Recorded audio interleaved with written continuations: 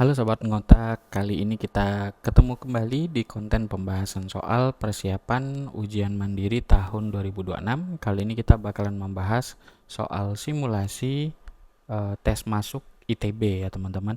Jadi yang kita bahas kali ini tuh adalah soal simulasi untuk seleksi masuk ITB tahun 2025. Nah, ini sebagai bahan latihan buat teman-teman semua gimana nanti mengikuti ITB di tahun 2026 ini ya. Nah, untuk teman-teman yang belum dapat PTN, entah itu dari jalur SNBP atau jalur SNBT, semoga tetap bisa semangat dan tetap rajin belajar supaya kalian bisa masuk ke PTN impian kalian.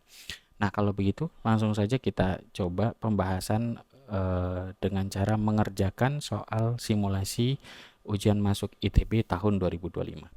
Oke, ujian masuk ITB 2025 ini dia menguji dua buah subtes ya teman-teman. Ada matematika dan juga fisikanya.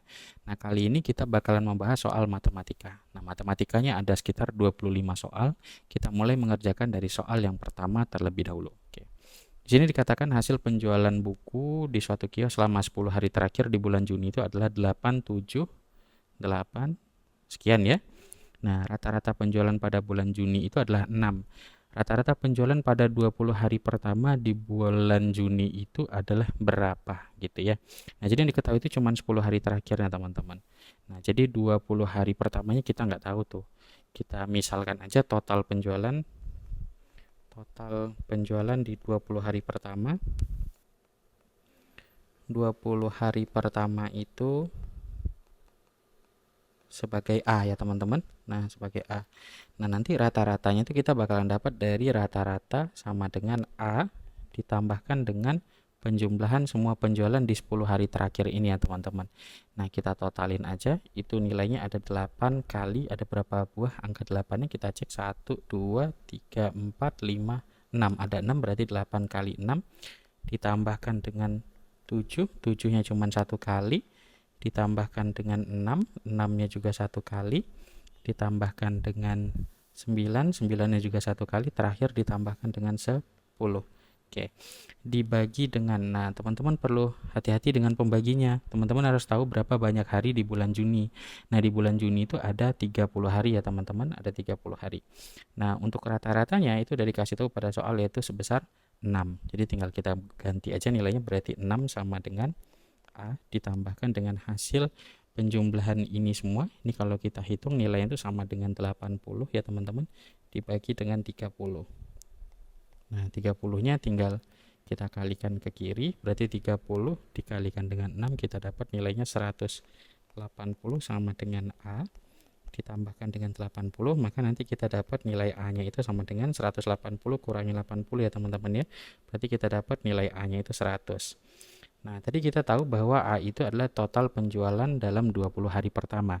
Nah, yang dia minta itu adalah rata-rata penjualan di 20 hari pertama tersebut. Jadi, rata-ratanya 20 hari pertama, 20 hari pertama. Nah, itu sama dengan berapa total nilai A tadi dibagi dengan 20. Berarti kita punya 100 dibagi dengan 20. Berarti 100 bagi 20 hasilnya adalah 5. Jadi jawaban untuk soal yang pertama ini adalah 5. Oke. Oke, soal yang kedua ini adalah soal peluang ya teman-teman, dimana kalau kita lihat ini ada mengecek kebenaran dari 4 pernyataan ya. Kebenaran dari 4 pernyataan, nanti kita bisa menyeleksi di antara pilihan ini mana yang jawabannya benar gitu ya. Kita mulai dulu dari soalnya. Katanya dua buah bola itu diambil sekaligus dari suatu kotak yang berisi 5 bola biru dan 4 bola kuning. Jadi kita misalkan aja wadahnya berbentuk seperti ini ya. Ada 5 biru, 5 biru dan 4 kuning. 4 kuning berarti total bolanya ada 9 ya teman-teman. Total bolanya ada 9. Oke. Berdasarkan informasi di atas, pernyataan mana sajakah yang benar? Jadi kita disuruh ngitung mulai dari yang pertama, ada peluang terambilnya 2 bola biru, peluang terambil 2 bola berbeda warna, peluang terambil 2 bola kuning, dan seterusnya. Jadi karena kita mau ngitung peluang, kita pasti butuh NS gitu ya, atau total ruang sampelnya. Kita cari dulu NS-nya. Berarti NS-nya ini adalah banyaknya kejadian mengambil 2 bola dari 9 bola tersedia dengan kombinasi. Berarti kita pakai 9C2 ya teman-teman. Nah, 9C2 itu nilainya adalah 9 faktorial dibagi dengan 7 faktorial kali dengan 2 faktorial. Berarti kita punya nilainya 9 kali 8 kali 7 faktorial per 7 faktorial kalikan 2 kali 1. Ini bisa kita coret.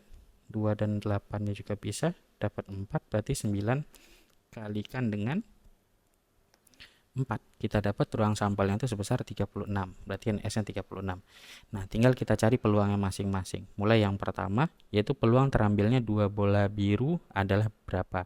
Peluang terambil 2 bola biru berarti kita cari NA per NS nya dulu ya. NA per NS, karena ngambil 2 bola biru berarti biru kita ada 5 tuh, berarti 5 kombinasi 2 dari NS kita sebesar 36. 5 kombinasi 2 itu nilainya adalah 5 faktorial per 3 faktorial kali dengan 2 faktorial ya teman-teman, dibagi dengan 36.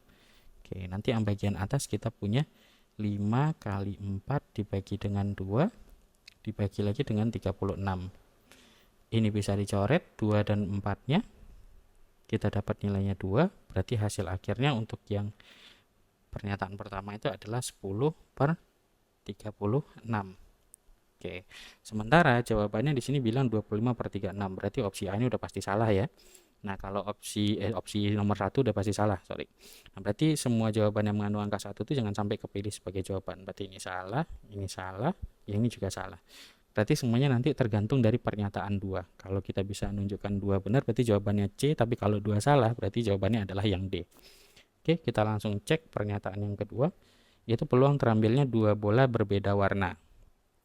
Nah, kalau 2 bola berbeda warna berarti peluangnya itu adalah yang satunya biru, yang satunya kuning gitu ya.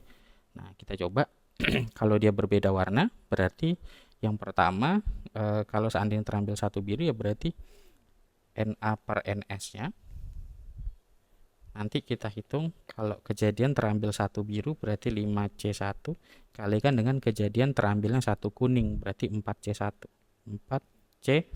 per 36 per 36. 5 kombinasi 1 itu nilainya 5, 4 kombinasi 1 nilainya 4, berarti 5 kali 4 per 36. 5 kali 4 itu nilainya 20, 20 dibagi dengan 36. Berarti jawaban untuk nomor 2 itu adalah 20 per 36. Sementara dia bilang nilainya adalah 9 per 36. Makanya ini juga salah ya. Ini juga otomatis salah. Nah, kalau 2 salah, berarti sisa jawabannya itu hanya 4 saja ya teman-teman. Jadi teman-teman tinggal pilih opsinya yang D gitu. Kita lanjut ke soal berikutnya, soal nomor 3. Nah, kalau soal nomor 3 ini masih berhubungan dengan peluang atau kaidah pencacahan ya. Nah, di sini kalau teman perhatikan, kita diberikan bacaan katanya suatu perusahaan itu memiliki 8 cabang dengan setiap cabang dipimpin oleh 6 orang. Banyaknya cara memilih pasangan direktur umum dan wakil direktur umum dengan syarat keduanya tidak boleh berasal dari cabang yang sama adalah berapa gitu ya. Pertama kita hitung dulu total kandidatnya ya. Jadi total kandidatnya itu adalah karena ada 8 cabang berarti 8, yang mana setiap cabang itu ada 6 orang berarti 8 kali 6 gitu ya. 8 kali 6 kita dapat total kandidatnya itu 48. Nah, kemudian di setiap cabang itu perlu kita ingat bahwa setiap cabang ada 6 orang, Jadi ada 6 orang yang udah pasti berada di cabang yang sama gitu ya. Nah, sekarang cara memilihnya berarti kalau memilih pasangan mulai dari direktur umum dan wakil direktur umum dengan syarat keduanya tidak boleh berasal dari cabang yang sama. Berarti kita anggap untuk pemilihan direktur. Berarti kalau direktur berarti kita masih bebas tuh milih semuanya. Dari 48 ini masih berkemungkinan karena belum dapat siapapun yang terpilih di sini. Jadi belum ada syarat cabangnya di sini ya. Jadi kalau total banyak caranya, pertama kita memilih direkturnya dulu. Kalau direkturnya berarti berapa orang yang berkemungkinan untuk mendapati posisi direktur itu ya. Berarti ke-48 ini berkemungkinan ya. Jadi ke-48-nya berkemungkinan. Jadi 48.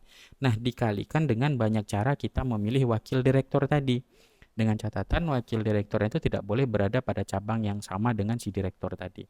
Nah, anggaplah di suatu cabang itu sudah terpilih satu orang sebagai direktur. Sudah terpilih satu orang sebagai direktur. Satu direktur. Berarti 5-nya lagi ini nggak boleh kepilih lagi. 5 tidak boleh terpilih lagi gitu ya. Jadi 5 orang dari cabangnya itu harus disingkirkan gitu ya. Nah, karena kita tadi udah ngambil 1 orang sebagai direktur dari 48 ini, berarti kan orang kita sisa 47. Nah, sisa 47. Nah, kemudian kita kurangkan dengan 5 orang yang berasal dari cabang yang sama dengan direktur. Berarti kita kurangkan 5 berarti sisa 42 gitu ya.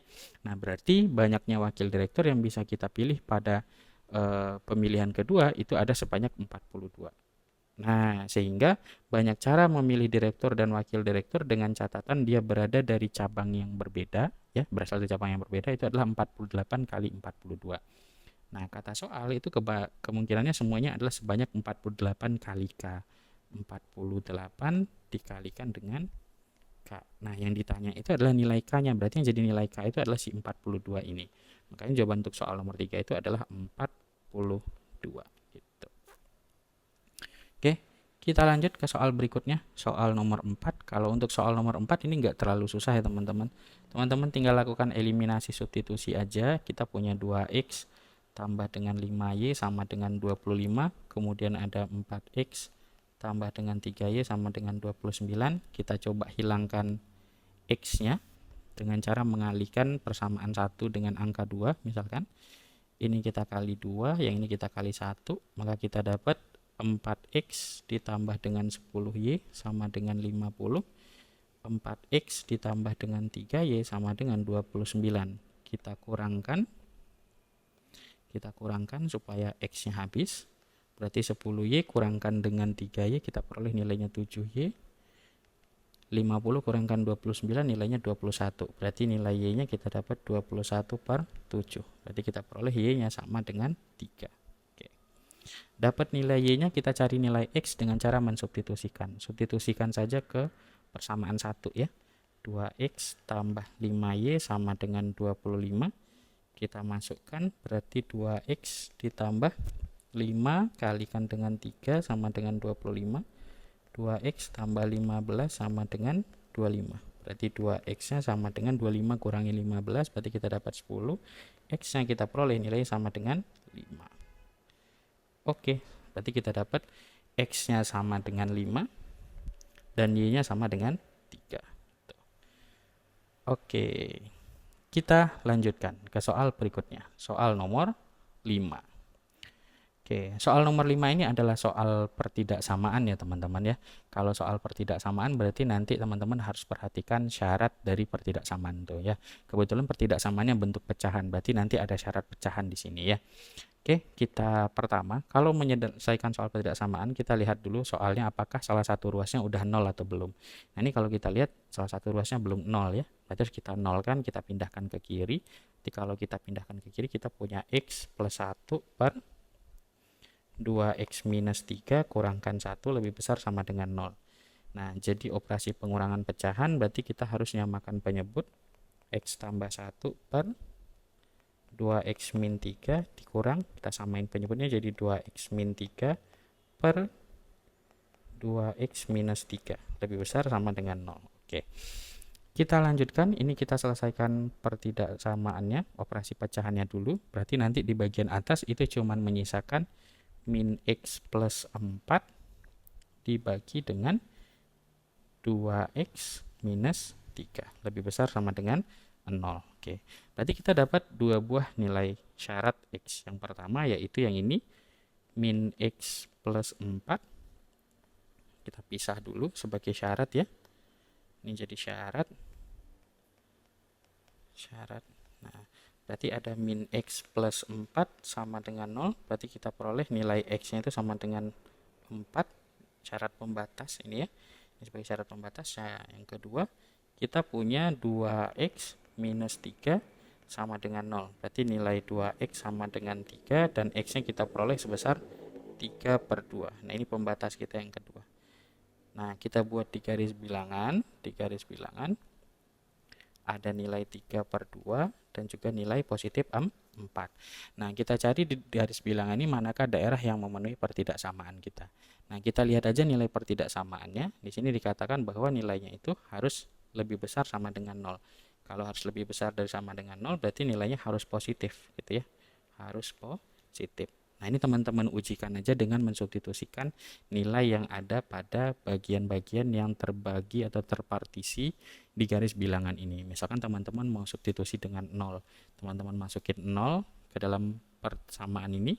Berarti min 0 tambahin 4 berarti nilainya positif. 0 kurangin 3 berarti nilainya negatif. Positif bagi negatif berarti sini nanti negatif ya teman-teman. Nah, terus teman-teman mau ngambil angka yang sebelah sini nih, misalkan ngambil angka berapa? Angka 5 gitu ya. Nah, teman-teman substitusikan min 5 plus 4 berarti nilainya negatif. 2 kali 5 10 kurangi 3 berarti positif. Negatif bagi positif nilainya negatif, berarti ini negatif lagi. Jadi kita peroleh ini negatif, nah tengah-tengahnya itu pasti positif nanti gitu ya.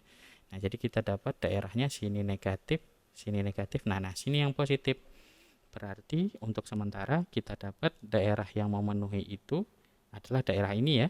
Nah, di mana X yang memenuhi itu berada di antara 3/2 sama 4. Oke, tapi hati-hati jangan lupa pertidaksan samaan kita tuh bentuknya pecahan. Kalau pecahan itu ada syarat penyebut, Nah, jadi ada syarat penyebut. Syarat penyebutnya apa? Lihat aja ini. Syarat penyebut itu tidak boleh sama dengan 0 kalau dia pertidaksamaan bentuk pecahan ya. Berarti nilai 2x min 3 itu tidak boleh sama dengan 0. Artinya nilai 2x itu tidak boleh sama dengan 3 dan nilai x tidak boleh sama dengan 3/2. Nah, di awal tadi kita tahu bahwa 3/2 itu masuk ke dalam batas penyelesaian. Tapi karena syarat dari penyebut ini 3/2 itu tidak boleh masuk. Sehingga ini nanti bulatnya bukan bulat penuh ya, tapi bulatnya adalah bulat kosong.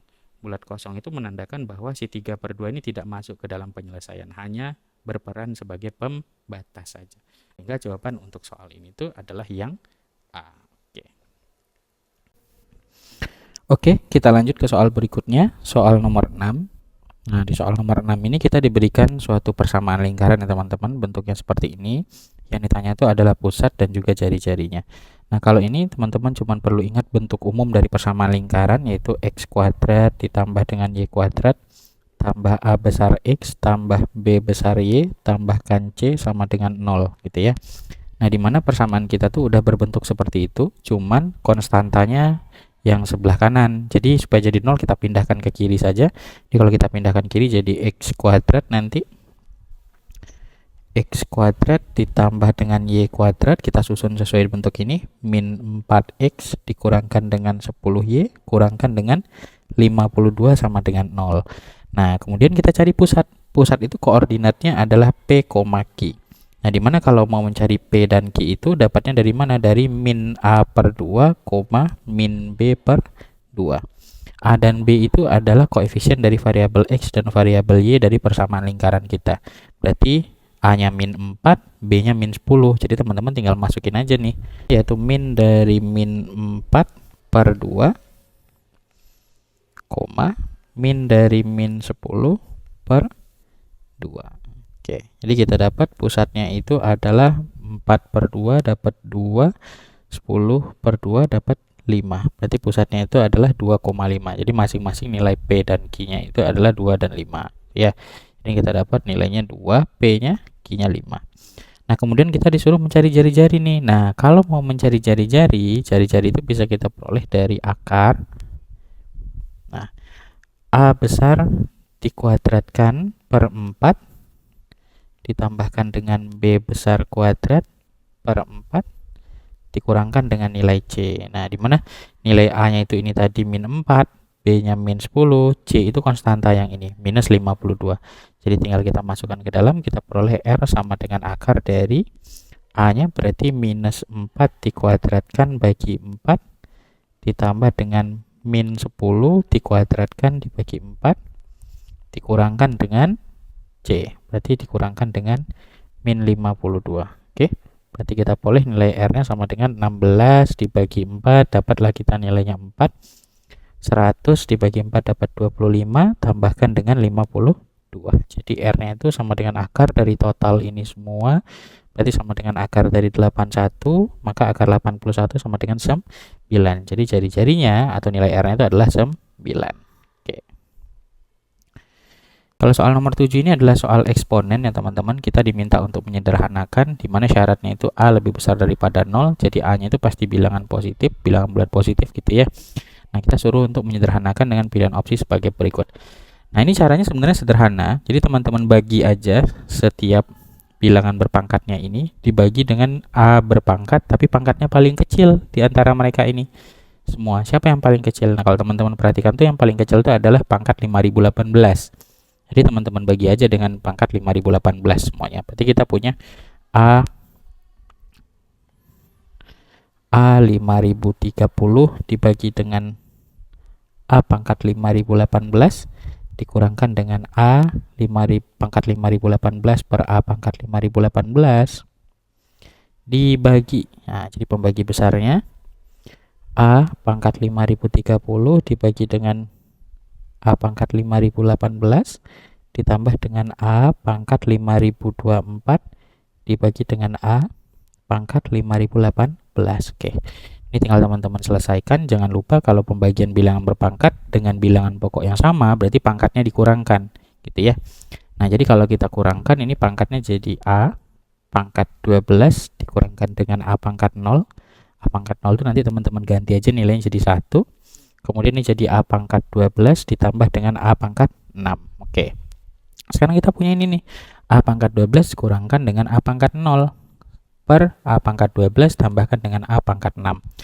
Nah, untuk yang atas itu bisa kita rubah jadi A pangkat 12 dikurangkan dengan 1 dibagi dengan A pangkat 12 tambahin A pangkat 6. Nah, untuk yang bagian bawah ini masih bisa kita sederhanakan dengan cara difaktorkan. Kita keluarkan A pangkat 6-nya. Berarti A pangkat 6 kali dengan A pangkat 6 plus 1 gitu ya teman-teman.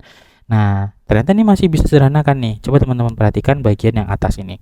Nah, bagian yang atas ini itu bisa kita rubah jadi pemfaktoran dengan menggunakan sifat yaitu A kuadrat min B kuadrat itu sama dengan A min B dikalikan dengan A plus B ya teman-teman. Nah, jadi karena kita punya A pangkat 12 kurangkan dengan 1 itu bisa kita berikan pangkat 12 ya, karena 1 dipangkatkan berapapun nilainya akan tetap 1. Maka ketika kita rubah jadi bentuk pemfaktoran dengan menggunakan sifat ini, maka dia akan menjadi A pangkat 6 dikurangkan 1 kali dengan A pangkat 6 tambahkan dengan 1 gitu ya. 1 pangkat 6 sebenarnya masing-masing, cuma nggak perlu dituliskan gitu ya.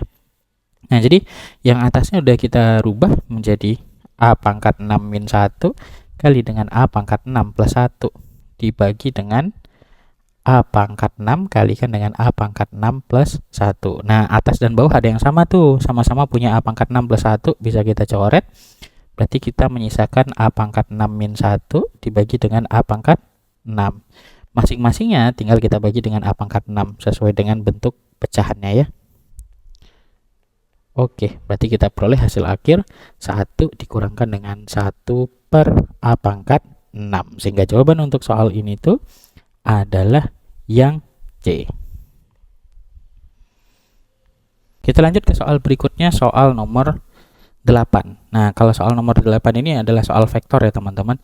Nah, sini kita diberikan ada vektor, yaitu vektor P dengan elemen vektornya ini, kemudian vektor Q dengan elemen vektornya ini.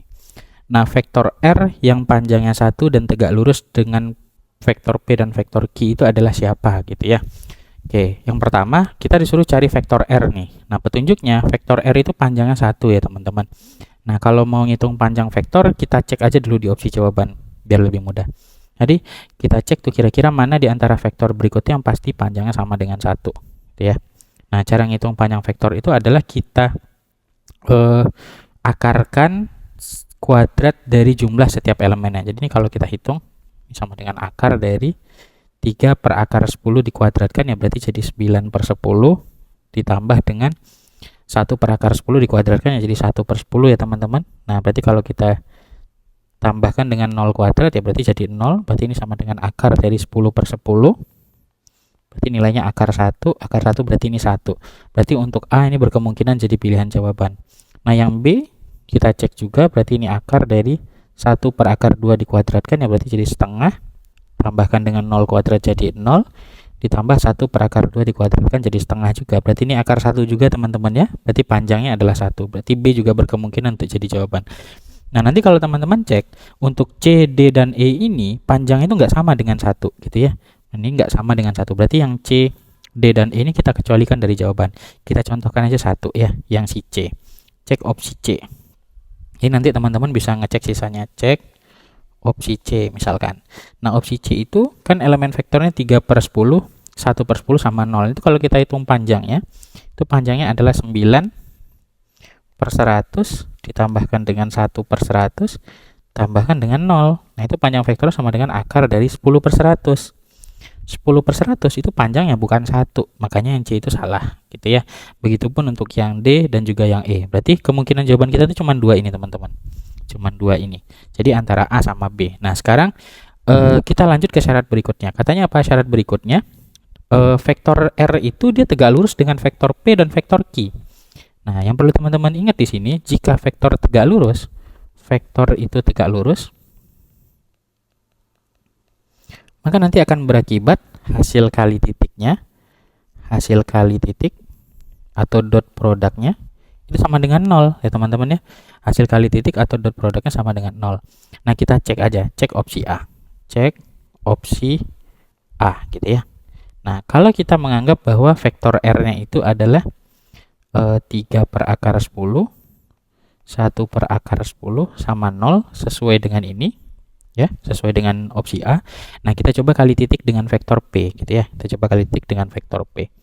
Nah, vektor P kita itu adalah 5 min 15 min 5. Oke, kita coba kali titik vektor R dengan vektor P. Nah, cara mengali titik teman-teman harus lancar di sini ya. Kalikan elemen yang bersesuaian, berarti yang komponen X dengan komponen X-nya kita kalikan, komponen Y dengan Y-nya, komponen Z dengan Z-nya, kemudian nanti teman-teman jumlahkan semua gitu ya. Nah, kalau kita kalikan 3/10 kalikan 5 itu kita dapat 15/10 tambah berikutnya 1/10 kalikan min 15 berarti jadi minus 15/10. Berikutnya tinggal 0 kalikan min 5. 0 kalikan min 5 itu nilainya 0. Nah, kalau kita jumlahkan nih hasilnya 0. Berarti untuk opsi A ketika kita cek hasil kali vektor R dengan P-nya itu betul tuh. Dia tegak lurus karena hasilnya 0. Nah, kemudian cek sekali lagi tuh. Cek sekali lagi untuk vektor R kali titik dengan vektor Q-nya ya. Vektor Q. Di mana si vektor Q itu tadi vektor Q-nya itu adalah min 5, 15, dan 1. Jadi kita kali lagi tuh. Vektor R kali titik dengan vektor Q. Kita cek betul nggak hasilnya 0 ya. Tadi vektor R itu adalah 3/10 kalikan min 5. Berarti jadi min 15/10 ditambah lanjut 1/10 kalikan 15 ya. Berarti jadi 15/10 tambah 0 kalikan 1. Berarti nilainya 0. Nah, ketika kita jumlahkan semua, ini hasilnya 0 juga. Nah, ini hasilnya 0 juga. Berarti terbukti untuk opsi A, dia itu panjangnya sudah terbukti 1, kemudian dia juga tegak lurus terhadap P dan Q. Dari mana buktinya? Dari pengecekan kita. Ketika kita kali titik terhadap P dan terhadap Q, itu hasilnya 0 dua-duanya. Berarti langsung aja jawabannya itu hanya yang A gitu ya. Karena ini pilihan ganda tunggal. Jadi teman-teman nggak perlu cek yang opsi B gitu. Oke, soal nomor 9 ini adalah soal trigonometri ya teman-teman. Jadi trigonometri, kalau teman-teman lihat di sini katanya 4 sin X tambahkan dengan pi/2 tambah 6 cos X tambah pi/3 sama dengan A cos X tambah B akar nilai dari 10A ditambah dengan B. Jadi kalau teman-teman mencari ini harus dapat dulu nilai A sama B-nya. A sama B itu dapat dari persamaan trigono hasil dari perhitungan yang sebelah kiri ini, gitu ya. Kita selesaikan dulu. Jadi kalau teman-teman perhatikan di sini kita punya sin X tambah pi/2. Ini sebenarnya relasi trigonometri ya teman-teman. Dimana nilai dari sin X ditambahkan dengan pi/2 itu nilainya akan sama dengan cos X. Akan sama dengan cos X. Jadi nanti yang ini teman-teman ganti dengan cos X ini ya. Teman-teman ganti dengan cos X. Jadi syaratnya memang harus lancar menggunakan relasi trigonometri. Nah, kemudian kita punya ini nih. 6 cos X tambah pi/3. Yang cos X tambah pi/3 itu kita rubah bentuknya berdasarkan rumus jumlah sudut pada trigonometri, pakai rumus jumlah sudut cos gitu ya. Nah, kita punya cos X ditambah dengan sama dengan siapa? Nah, yang perlu teman ingat tuh rumus ini. Kalau ada cos A tambah B itu sama dengan cos A cos B dikurang dengan sin A sin B. Nah, itu. Jadi kalau kita masukkan ke rumus, maka nanti kita punya nilai cos X dikali dengan cos pi per 3 dikurangkan dengan sin X dikali dengan sin pi per 3. Oke, kita masukkan nilai cos X nya tetap cos X, cos pi per 3 itu nilainya setengah, teman-teman ya. Nilainya setengah, kurangkan dengan sin X, terus masukkan nilai dari sin pi per 3, nilainya adalah setengah akar 3. Nah, jadi kalau kita keluarkan setengahnya, ini bisa kita keluarin setengah, jadi setengah kali dengan cos X dikurangkan dengan akar 3 sin X. Oke, jadi yang bagian ini kita ganti sama yang ini ya teman-teman. Oke, jadi kita kotakin dulu.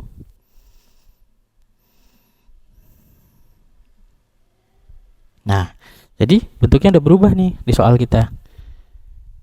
Nah, jadi hasil dari pengerjaan ini semua itu sama dengan, kalau kita sederhanakan itu adalah 4 sin X plus pi per 2 ditambah dengan 6 cos X tambah pi per 3 itu akan berubah menjadi 4 sin X tambah pi per 2 nya berubah menjadi cos X saja, ditambah 6 cos X tambah pi per 3 nya itu berubah menjadi setengah kali dengan cos X kurang akar 3 sin X. Nah, ini bisa kita bagi nih, dapat kita angka 3, berarti nilainya bisa kita sederhanakan jadi 4 cos X ditambah 3 kali cos X dikurangkan dengan akar 3 sin X. Nah, yang angka 3-nya tinggal teman-teman kalikan ke dalam, kali pelangi gitu ya. Berarti kita punya nilai 4 cos X ditambah dengan 3 cos X dikurangkan dengan 3 akar 3 sin X. Tinggal kita sederhanakan jadi 7 cos X dikurang 3 akar 3 sin X. Nah, ini dia hasil akhirnya. Nah, teman-teman perhatikan nih, bentuk hasil akhir sama yang diketahui di soal ini bentuknya. Nah, bentuknya tuh kita samakan posisinya ya. Jadi ini ada A cos X dikurang B akar ditambah B akar 3 sin X. Nah, dari posisi ini kita tahu bahwa nilai A-nya itu 7, nilai B-nya itu min 3 gitu ya. Jadi A-nya sama dengan 7, B-nya kita dapat nilainya negatif 3. Nah, kalau udah dapat seperti ini, teman-teman tinggal masukkan ke dalam persamaan atau soal yang diminta gitu ya. Yang diminta itu adalah 10A ditambahkan dengan B gitu. Jadi 10A tambah B sama dengan 10 kalikan dengan 7 dikurangkan atau ditambah dengan negatif 3.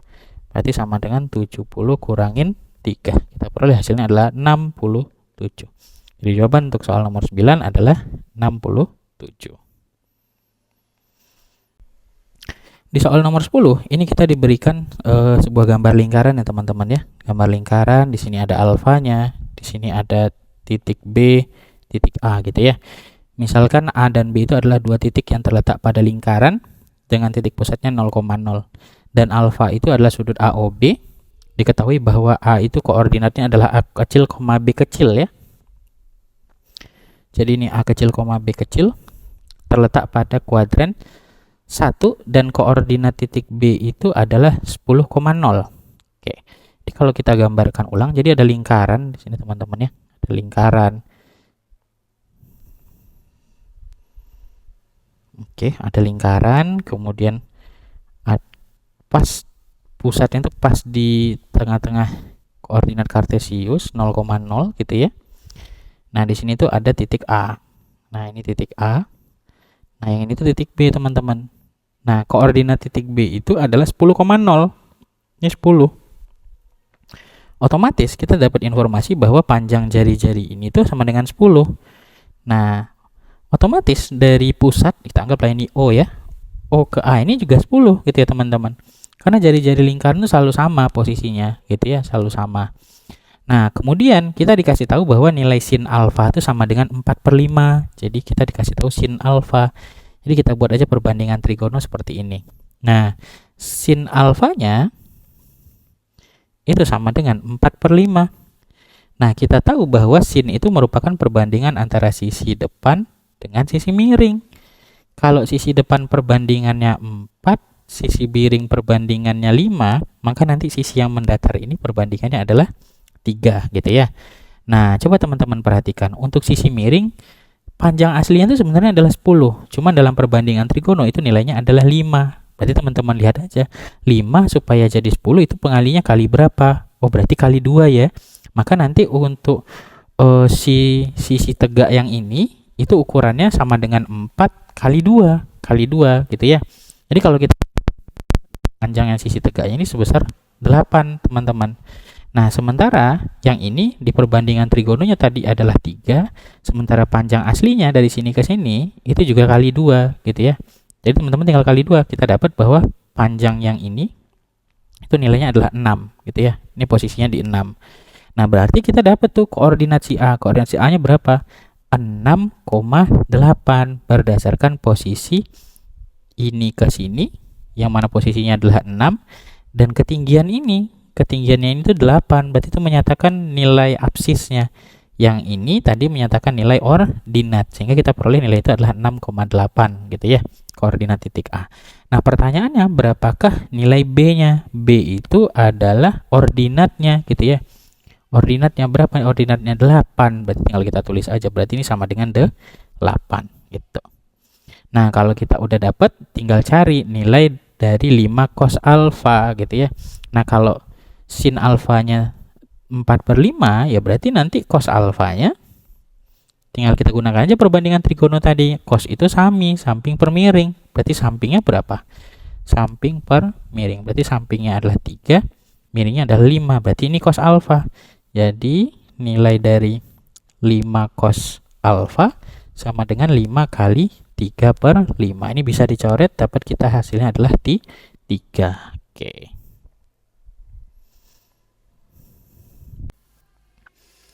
Oke, kita lanjut ke soal nomor 11. Di soal nomor 11 ini kita diberikan polinomial ya teman-teman. Polinomial berderajat 7 yang katanya dia memiliki 3 buah akar real, yaitu R1, R2, dan R3. Di mana nilai R1 itu lebih kecil daripada R2, lebih kecil daripada R3. Jadi akar-akarnya diurutkan dari kecil ke besar gitu ya. Yang diminta itu adalah berapakah nilai dari R1 tambahkan dengan R3. Oke, untuk menjawab soal ini sebenarnya kita tinggal cari akar-akarnya saja dengan cara pemfaktoran. Jadi kalau teman-teman lihat nih bisa difaktorkan ya. Kita punya X pangkat 7 dikurang 9X pangkat 6 tambah dengan 20X pangkat 5 sama dengan 0. Itu bisa kita keluarkan X pangkat 5. Jadi kalau kita keluarkan X pangkat 5 berarti dalamnya sisa X pangkat 2 kurang 9X ditambahkan dengan 20 sama dengan 0. Jadi kita keluarkan X pangkat 5 dari masing-masingnya ini. Nah, kemudian yang bagian ini terbentuk persamaan kuadrat nih teman-teman. Ini kita bisa faktorkan juga. Jadi faktornya nanti bakalan kita peroleh X pangkat 5 kali dengan X min 5 kali dengan X min 4 sama dengan 0. Jadi teman-teman harus lancar dalam memfaktorkan persamaan kuadrat gitu ya. Nah, dari sini kita peroleh nih nilai akar-akarnya. Yang pertama, nilai X-nya itu dapat dari X pangkat 5 ini nih. Kita dapat salah satu nilai X itu sama dengan 0. Nah, kalau dari sini kita dapat nilai X-nya itu adalah positif 5. Yang di sini kita dapat nilai X-nya itu adalah positif 4. Jadi akar-akarnya itu kalau kita urutkan dari yang kecil ke besar, berarti kita punya 0, 4, dan 5. Ini posisinya sebagai R1, ini sebagai R2, ini sebagai R3. Karena urutan dalam soalnya udah dikasih tahu nih, urutannya seperti ini. Nah, tinggal kita cari nilai dari R1 ditambahkan dengan R3. Berarti R1 tambahin R3 sama dengan 0 ditambahkan dengan 5. Berarti hasil akhirnya adalah positif 5. Selesai. Berarti jawaban untuk soal ini adalah positif 5. Kalau nomor 12 ini kita diberikan suatu fungsi bentuknya seperti ini, kemudian kita diberikan nilai fungsi fx tambah h kurangkan fx per h itu sama dengan ax tambah b tambah ch. Berapakah nilai 100a tambah 10b tambah c? Berarti untuk jawabnya itu kita harus dapat ABC-nya ya teman-teman. Nah, kalau teman-teman perhatikan, ini tuh merupakan bentuk lain dari turunan. Ya, jadi bentuk lain dari turunan. Jadi kalau fungsi ini kita turunkan, itu dapat hasilnya segini gitu ya. Nah, cuman nanti kalau kita turunkan, bagian konstantanya ini bakalan 0 nanti. Sementara di sini katanya konstantanya itu ada, yaitu C kali H gitu ya, CH. Jadi caranya gimana? Caranya teman-teman cari aja dulu fungsi ini dalam bentuk fx tambah h, terus nanti kurangkan dengan fx, baru dibagi dengan h. Jadi kita beneran ngikutin permintaan dari soal. Jadi nyusun hasil operasi hitung fungsi dengan bentuk seperti ini gitu ya. Nah, jadi kita cari dulu fx tambah h. Kita kan punya fx ya. Fx itu sama dengan 3x kuadrat tambah 9x tambahkan 11. Nah, kalau yang diminta fx tambah h, ya berarti semua variabel x teman-teman ganti dengan x tambah h aja. Nah, kita ganti dengan x tambah h, maka nanti kita peroleh 3 dikali dengan x kuadrat tambah dengan 2xh tambahkan dengan h kuadrat tambah 9x tambah 9h gitu ya, tambah 11. Ini plus harusnya ya. Nah, tambah 11. 3 ini tinggal kita kalikan ke dalam masing-masingnya, maka nanti kita peroleh nilai dari 3x kuadrat tambah dengan 6xh tambah dengan 3h kuadrat tambah 9x tambah 9h plus 11. Oke. Sekarang tinggal kita masukkan ke persamaan kita punya fx tambah h gitu ya, dikurangkan dengan fx dibagi dengan h. Jadi kita masukin dulu fx tambah h itu berarti ini semua teman-teman tulis ulang. Berarti kita punya 3x kuadrat tambah 6xh tambah 3h kuadrat tambah 9x tambah 9h plus 11 dikurangkan dengan fx. Fx itu berarti ini semua. Karena dia min, langsung aja teman-teman kalikan dengan negatif. Si fx-nya berarti min 3x kuadrat min 9x min 11. Terakhir tinggal dibagi dengan h. Oke, perhatikan yang bagian atas ini ada yang saling menghilangkan, 3x kuadrat dengan min 3, 9x dengan min 9x, 11 dengan 11. Maka nanti untuk bagian atas itu cuma menyisakan 6xh tambah dengan 3h kuadrat tambah dengan 9h. Ini teman-teman bagi dengan h. Oke, kita bagi dengan h, kita peroleh nilai 6x tambah dengan 3h tambah dengan 9. Nah, susunannya tinggal kita susun ngikutin yang diketahui pada persamaan, yaitu ax tambah b tambah ch. Nah, ch ini berarti nanti konstanta yang belakangnya ada h. Jadi kalau kita susun mengikuti ini, berarti nanti kita peroleh 6x tambah 9 tambah 3h. Nah, kita samakan posisinya tuh dengan bentuk yang diberikan pada soal, yaitu ax ditambah dengan b ditambah dengan ch. Berarti nilai a-nya itu 6, nilai b-nya 9, nilai c-nya itu adalah 3. Oke, tinggal teman-teman tulisin. Berarti kita dapat a-nya 6, b-nya 9, c-nya 3. Nah, yang diminta itu adalah 100a. Jadi nilai dari 100a tambah dengan 10b tambah dengan c itu sama dengan 100 dikalikan dengan a-nya 6, oke, tambah 10 kalikan b-nya 9 tambah c dengan c-nya itu adalah 3. Berarti kita dapat 693. Berarti jawaban untuk soal ini adalah 693. Nomor 13 itu kita diberikan persamaan garis singgung kurva y sama dengan 2x kuadrat tambah c di suatu titik adalah y sama dengan 12x, maka nilai c-nya adalah. Jadi ini garis singgung ya, garis singgung dari suatu kurva. Kurvanya berupa parabola ini ya teman-teman ya, karena dia persamaan kuadrat. Jadi kalau kita ilustrasikan, itu ada suatu kurva, nah disinggung oleh suatu garis singgung seperti ini. Kalau singgung satu garis singgung berarti dia memotong di satu titik di sini ya teman-teman, di mana kurva ini persamaannya adalah y sama dengan 2x kuadrat plus c, sementara yang ini adalah y sama dengan 12x. Nah, jadi bersama si garis singgung ini punya gradien. Gradien itu sebesar 12. Nah, mereka ini berpotongan di satu buah titik singgung. Anggaplah titik singgung itu adalah x1, y1 gitu ya. Nah, kalau mau cari nilai C itu kan konstanta dari si kurva gitu ya. Berarti paling enggak kita harus dapat dulu nilai titik singgungnya, minimal nilai x1-nya gitu ya. Nah, gimana caranya? Kita tuh punya konsep kalau kita mau mencari gradien dari suatu garis singgung yang yang menyinggung suatu kurva, itu bisa kita peroleh dengan cara menurunkan persamaan si kurva tadi. Jadi kita turunkan dulu persamaan kurvanya, kemudian ganti x-nya dengan titik singgung. Berarti ganti x-nya dengan x1 nanti gitu ya. Jadi kita kan punya persamaannya itu y sama dengan 2x kuadrat plus c. Kalau kita turunkan dapat 4x gitu ya. Nah, ketika x-nya kita ganti dengan x1, maka nanti si y aksen ini nilainya akan sama dengan gradien. Berapa gradiennya ya? 12 ini tadi. Berarti 12 sama dengan 4 kalikan dengan x1. Berarti nilai x1-nya itu sama dengan 12 per 4.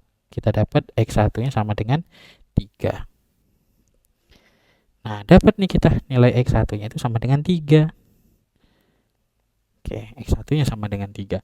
Nah, kemudian kita cari y1-nya. Buat cari y1 caranya gimana ya? Tinggal substitusi aja nilai x1 ini ke dalam persamaan garis singgung yang diketahui, gitu ya. Jadi kalau kita substitusikan, berarti nanti kita punya y sama dengan 12, y sama dengan 12x, ya betul, kurvanya 12x. Teman-teman tinggal masukin, berarti y sama dengan 12 kalikan dengan 3. Berarti y-nya sama dengan 36. Y1-nya ya, karena kita mensubstitusikan x1. Nah, ini dapat nih y1-nya itu sama dengan 36. Nah, kalau mau cari c ya tinggal masukkan aja x1 dan y1 ini ke dalam persamaan dari kurva kita gitu ya. Di langkah ketiga tinggal kita substitusi y sama dengan 2x kuadrat plus c, berarti sama dengan y1 36, 2 kali x1-nya 3 dikuadratkan tambahkan dengan c. Berarti 36 sama dengan 2 kalikan dengan 9 tambahin dengan C. 36 sama dengan 18 plus C. Maka nilai C-nya sama dengan 36 kurangkan 18. Berarti 18. Oke. Jadi jawaban untuk soal ini adalah positif 18, yaitu yang B. Nah, soal 14 ini adalah integral, yang mana kita diberikan fungsi seperti ini. Kemudian dengan batas atasnya itu 1, batas bawahnya itu 0 ya teman-teman. Nanti hasilnya itu sama dengan A per 24. Jadi kita tinggal cari A-nya aja dengan menyamakan dengan bentuk hasil ini ya. Jadi sederhana, kita tinggal integralkan saja. Integral dari 0 sampai 1 untuk 6x min 5x kuadrat dx. Itu nanti kita peroleh nilainya sebesar 6 per 4 x pangkat 4 dikurang 5 per, ini bukan pangkat 2 ya, sorry, ini pangkat 5 katanya. Ini pangkat 5, 5x pangkat 5 dx. Berarti nanti jadi 5 per 6 ini ya teman-teman. Berarti jadi 5 per 6 x pangkat 6. Kita masukkan batasnya dari 0 sampai dengan 1. Nah, karena batas bawahnya 0, berarti nanti pengurangnya itu 0. Ya berarti nggak terlalu ngaruh, yang sebelah kanan tinggal kurangin 0 gitu aja ya teman-teman. Berarti kita 6 per 4 kalikan 1 pangkat 4 dikurang 5 per 6 kalikan 1 pangkat 6 nanti, kemudian dikurangkan dengan 0. Nah, ini tinggal kita sederhanakan, dapat 6 per 4 dikurangkan dengan 5 per 6. Kita samain penyebutnya jadi per 24 semua, berarti 36 per 24 dikurangkan dengan 20 per 24. Berarti kita dapat hasilnya adalah 16 per 24. Nah, tadi katanya di soal hasilnya itu berbentuk A per 24. Ya berarti nilai A-nya sama dengan si 16 ini posisinya. Jadi kita peroleh nilai A-nya itu sama dengan 16. Oke, jadi jawaban untuk soal ini adalah positif 16. Oke, kita lanjut ke soal nomor 15. Di soal 15 ini dimisalkan fungsi f itu memenuhi f min x sama dengan fx. Ini berarti fungsi genap ya teman-teman ya. Nah, di sini ada integral juga 0 sampai 5 dari fx dx itu sama dengan 7. Fx dx untuk 5 sampai 6 itu adalah 8, dan min 5 sampai 6 dari fx dx itu sama dengan berapa pertanyaannya. Nah, karena kita diberikan fungsi genap, nah fungsi genap itu dia punya sifat ya teman-teman, dimana sifatnya itu adalah integral. Nah, integral dari negatif A sampai dengan 0 untuk fx itu sama dengan integral dari 0 sampai dengan A untuk fx dx ya. Ini sama nih. Nah, dia punya sifat seperti itu. Nah, berarti untuk menjawab yang ini, menjawab integral dari min 5 sampai 6 untuk fx dx itu kita pecah berarti nanti teman-teman. Jadi kita pecah integral dari min 5 sampai 6 untuk fx dx, kita pecah sesuai dengan selang nilai yang diberikan atau yang diketahui ini. Jadi kita pecah dulu mulai dari integral min 5 sampai 0 dulu dari fx dx, kemudian ditambahkan integral dari 0 sampai dengan 5 fx dx, terakhir ditambahkan dengan integral dari 5 sampai 6 dari fx dx. Nah, untuk yang ini, karena si fx ini fungsi genap, berarti nanti nilainya itu akan sama dengan integral dari 0 sampai 5. Yang ini teman-teman. Jadi nilainya kita masukkan 7, ditambah yang ini nilainya juga 7, tambahkan 7, terakhir nilainya adalah 8. Berarti tinggal kita jumlahkan 14 ditambahkan dengan 8 itu adalah positif 22. Jadi jawaban untuk soal ini adalah positif 22. Ya, adalah suatu soal barisan aritmatika yang mana di sini diketahui suku ke-30 suatu barisan aritmatika itu adalah 263 dan suku ke-60-nya itu adalah 533 gitu ya. Nah, yang diminta itu adalah suku ke-35. Berarti ini kita cukup pakai rumus UN ya teman-teman, di mana UN itu sama dengan A ditambahkan dengan N kurangkan 1 kalikan dengan beda. Jadi teman-teman cukup pakai rumus ini. Nah, yang diketahui itu adalah suku ke-30. Suku ke-30 berarti kalau kita rubah dalam bentuk UN, suku ke-30 itu A ditambahkan dengan 29 beda ya teman-teman. Nah, itu nilai sama dengan 263. Nah, kemudian ada suku ke-60, U60 itu nilainya kalau kita jantakan dalam UN berarti A tambah dengan 59 beda itu sama dengan 533. Nah, ini teman-teman tinggal kurangkan aja, sebenarnya tinggal teman-teman kurangkan. Nah, supaya mudah kita tulis di sini aja, berarti jadi minus.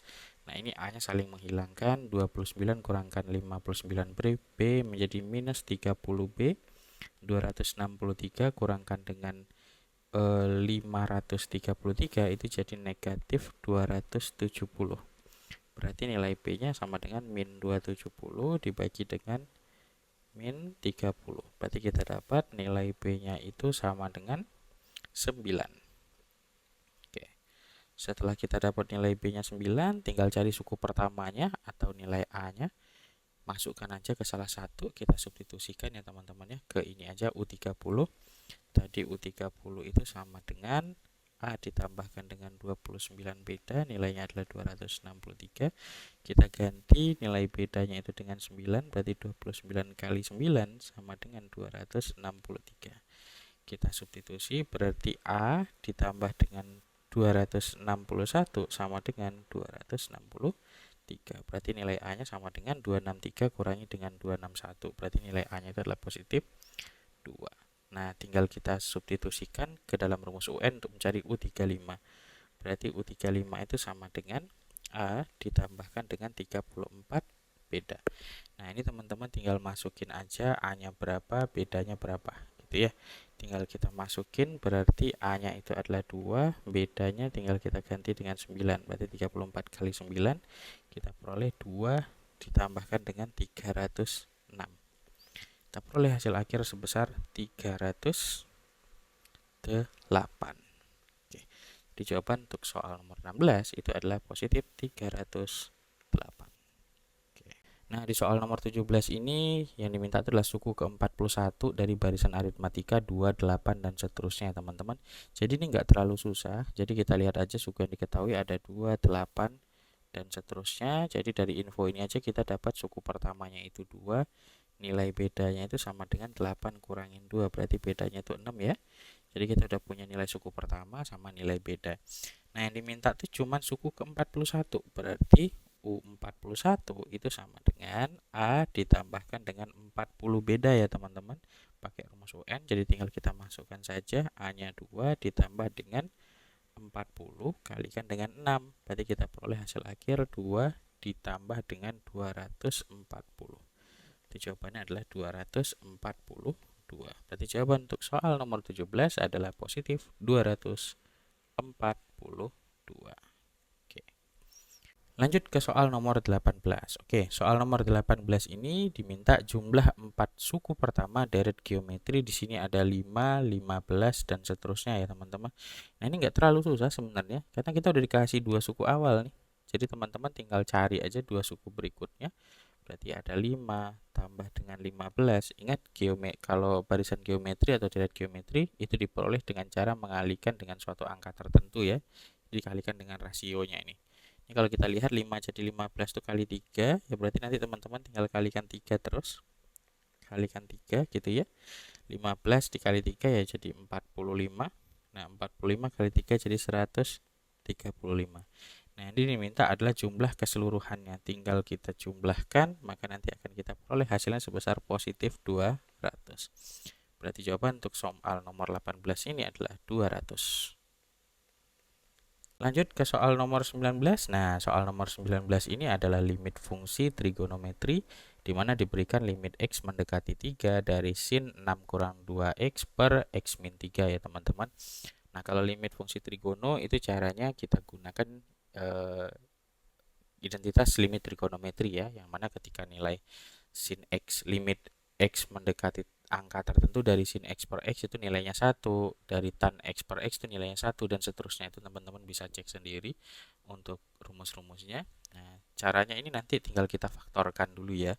Nah, karena ini kalau teman-teman substitusikan x-nya sama dengan 3 ke dalam sini itu pasti hasilnya 0, teman-teman ya, 0 per 0. 0 per 0 itu tidak diperbolehkan dalam limit. Jadi supaya hasilnya tidak 0 per 0, kita faktorkan, nanti kita hilangkan si pembuat nolnya. Jadi kalau soal nomor 19 ini, jika kita selesaikan, maka nanti kita peroleh limit x mendekati 3 dari sin 6 dikurangkan dengan 2x per x min 3. Kita tulis ulang dulu. Nah, yang bagian atas ini kita sederhanakan dengan cara memfaktorkan bagian sudutnya ini. Berarti kalau kita faktorkan, kita keluarkan angka 2, limit x mendekati 3 dari sin 2 kali dengan 3 min x per. Nah, yang bawah ini sebenarnya hampir mirip bentuknya dengan yang atas, yang 3 min x ini. Cuma ini x min 3. Jadi penulisannya ditukar, di mana 3-nya itu positif, x-nya negatif. Berarti kita keluarkan negatif 1 atau min 1 dari dalamnya ya. Jadi kalau kita keluarkan, maka kita peroleh min dari 3 min x. Nah, perhatikan bagian ini tuh sama nilainya ya, sin 3 min x per 3 min x. Nah, itu nanti kalau kita gunakan identitas limit trigono itu nilainya 1 ya teman-teman. Berarti nanti untuk hasil akhirnya teman-teman tinggal ambil 2 dibagi dengan min 1 kalikan dengan 1 ya, hasil dari identitas limit trigonometrinya. Berarti kita peroleh hasil akhir sebesar negatif 2. Berarti jawaban untuk soal nomor 19 itu adalah negatif 2. Soal nomor 20, kalau soal nomor 20 ini adalah limit fungsi limitnya itu adalah x mendekati 3 dari persamaan kuadrat bagian atas, ini persamaan linear. Kalau teman-teman substitusikan, ini hasilnya adalah 0 per 0 gitu ya. Berarti harus kita lakukan perubahan bentuk supaya hasilnya tidak jadi 0 per 0. Caranya gimana? Teman-teman faktorkan yang bagian atas agar pembuat nolnya hilang ya. Limit x mendekati 3 dari x kuadrat plus 2x min 15 dibagi dengan x min 3. Kita tulis ulang dulu soalnya, berarti nanti yang atas kita faktorkan, maka akan kita peroleh x plus 5, nah dikali dengan x minus 3 per x minus 3. Nah, yang bagian ini, yang x min 3 ini bisa saling bagi, kita dapat hasilnya 1, maka cuma menyisakan limit x mendekati 3 dari x plus 5. Nah, kalau udah seperti ini tinggal teman-teman ganti aja nilai x-nya itu dengan angka yang didekati pada limitnya, berarti jadi 3 plus 5. 3 plus 5 kita peroleh hasil akhir sebesar 8. Jadi jawaban untuk soal nomor 20 itu adalah positif 8. Kita lanjut ke soal nomor 21. Nah, kalau soal nomor 21 ini sebenarnya cuman soal membaca grafik dari limit suatu fungsi ya teman-teman. Nah, di mana ini adalah grafik fungsi fx, jadi yang warna biru ini grafik fungsi fx. Nah, yang diminta itu adalah limit dari si fx ini ketika x-nya itu mendekati 2, teman-teman. Nah, jadi teman-teman fokus ke x yang didekati. X mendekati 2 itu berarti ini x-nya. Ini x-nya. X mendekati 2 itu nanti teman-teman cek nilai y-nya berapa. Berarti harus pastikan limit dari kiri sama dari kanan. Nah, ketika nilai x itu mendekati 2 dari kiri, ternyata nilai y-nya itu mendekati min 1 ya teman-teman ya. Nilainya itu ke arah min 1 yang sebelah sini. Nah, ketika dari kanan, didekati dari kanan, x mendekati 2 dari kanan, itu nilai y-nya itu juga ke arah min 1. Gitu ya. Juga ke arah min 1. Ya, berarti hasil limitnya adalah sesuai dengan nilai y yang berada pada si x sama dengan 2, yaitu x yang didekati tadi. Berapa nilainya? Yaitu min 1. Berarti teman-teman tinggal langsung jawab, ini nilainya adalah min 1 yang D. Gitu. Jadi cuman membaca grafik dari limitnya saja ya, gitu. Soal nomor 22 ini adalah operasi lambang gitu katanya ya. Jika 4 segitiga kanan, 5 segitiga bawah 2 itu sama dengan 14, operasi hitung yang tepat berturut-turut untuk mengganti segitiga hadap kanan ini sama segitiga hadap bawah itu adalah yang mana. Ini teman-teman tinggal lakukan pengecekan opsi saja sebenarnya biar mudah.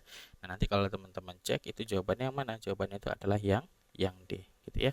Jadi kalau kita ganti operasinya yang 4 segitiga kanan, 5 segitiga bawah 2 sama dengan 14, itu hanya mungkin tercapai kalau si segitiga kanan ini diganti dengan lambang plus sesuai dengan opsi D, yang ini diganti dengan lambang kali. Jadi kita punya 4 plus 5 kali 2. Nah, buat ngecek jawabannya selalu ingat bahwa perkalian itu dikerjakan terlebih dahulu, berarti 5 kali 2 itu nilainya 10, terus 4 tambah 10 itu hasilnya sama dengan 14 sesuai dengan keterangan dari soal. Jadi jawaban untuk soal nomor 22 itu adalah yang D. Lanjut ke soal nomor 23. Nomor 23 ini adalah soal persamaan kuadrat. Katanya jika x1 dan x2 itu adalah akar-akar dari persamaan kuadrat x kuadrat min 11x min 24 selisih dari x1 dan x2. Berarti kita cari dulu akar-akar x1 dan x2-nya ya teman-teman. Ini kalau teman-teman lihat persamaan kuadrat itu bisa kita sederhanakan dulu supaya jadi sama dengan 0 salah satu ruasnya. Berarti min 24 nya kita pindah ruasin ke kiri saja. Maka kita punya x kuadrat min 11x tambah 24 sama dengan 0. Ini nanti teman-teman tinggal faktorkan. Kalau dia bisa difaktorkan, ini x, tinggal cari dua bilangan yang kalau dikali hasilnya positif 24, tapi kalau jumlah hasilnya min 11. Berarti x min 8 sama x min 3 ya teman-teman. Di sini kita dapat nilai x-nya sama dengan positif 8. Yang ini nilai x-nya adalah positif 3.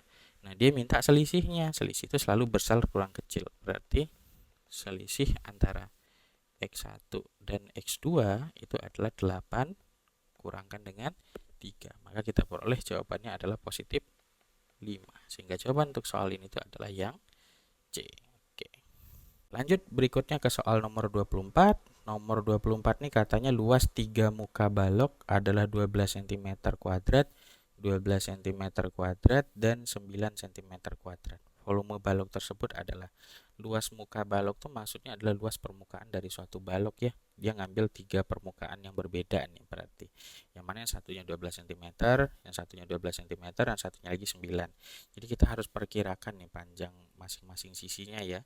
Nah, jadi kalau kita buatkan baloknya, misalkan kita ngambil salah satu ruasnya yang seperti ini. Nah, ini 3 permukaan yang kelihatan dari depan aja kita perkirakan ya. Nah, ini luasnya adalah 12 cm kuadrat misalkan. Ini juga 12 cm kuadrat, ini harus 9 cm. Nah, jadi supaya mudah kita cek dulu yang bagian 9 cm kuadrat teman-teman. Nah, 9 cm kuadrat itu hanya bisa tercapai kalau panjang sisinya ini yang sebelah sini itu 3 cm, yang sini juga 3 cm gitu ya. Supaya bisa ukurannya jadi 9.